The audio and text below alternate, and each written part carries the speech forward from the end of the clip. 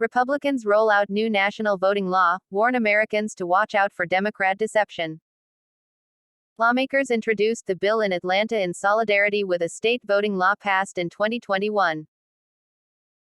Atlanta, House Republicans have introduced a bill aimed at securing election integrity across the country while also issuing a stark warning to Americans to watch out for possible Democrat deception surrounding the legislation.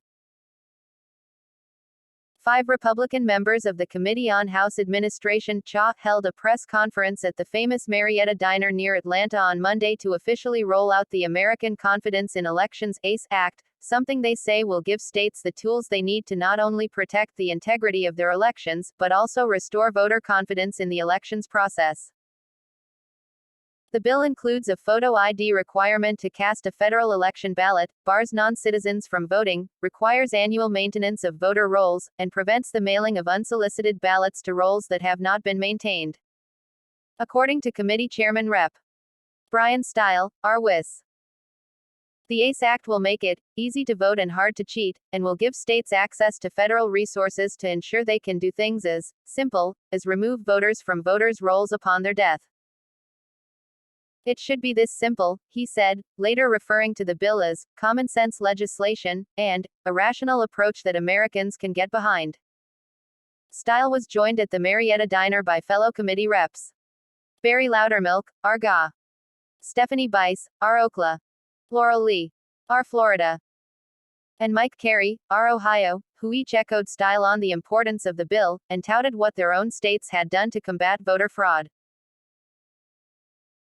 Loudermilk, who represents the district that includes Marietta, told attendees the bill put incentives in place for other states to pass bills similar to the voting law Georgia passed in 2021, SB 202, that set off a wave of criticism from Democrats, who dubbed it racist, voter suppression, Jim Crow 2.0, and a redux of Jim Crow in a suit and tie. The committee stressed the significance for the rollout of the new bill to be in Georgia because of the vast damage the state endured following the backlash to its bill. The damage included the MLB moving the All-Star Game from Atlanta, which resulted in what some estimates said was a more than $100 million hit to the local economy. When asked by Fox News Digital if the committee expected any pushback from Democrats despite the voter suppression narrative surrounding Georgia's bill being debunked after the state saw record turnout in the 2022 midterm elections, Stile didn't parse words.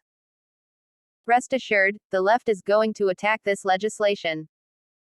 It's one of the reasons I think it's important that we're here in Georgia, because we saw the left's false attacks against voter integrity legislation previously, he said. I have no doubt that the left is going to attempt to attack, to mislead, to disguise the work that we're doing. It's all the more important that we're here in the open holding hearings, not just in Washington, D.C., but here in Atlanta, Georgia, and across the country so people have the opportunity to read, to review the legislation, he added. Loudermilk emphasized a hypothetical scenario Stile cited earlier that under current laws in Washington, D.C., any person who spends 30 days in the U.S., including a Russian national working at the Russian embassy, would be eligible to vote in the city's mayoral elections, or even run for mayor themselves.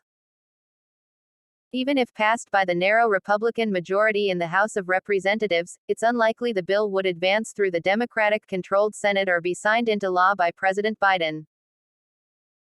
The bill follows Democrats' own elections bill, H.R. 1, or the For the People Act, which passed the then Democratic-controlled House in March 2021, but failed to make any headway in the Senate due to a lack of unanimous Democratic support.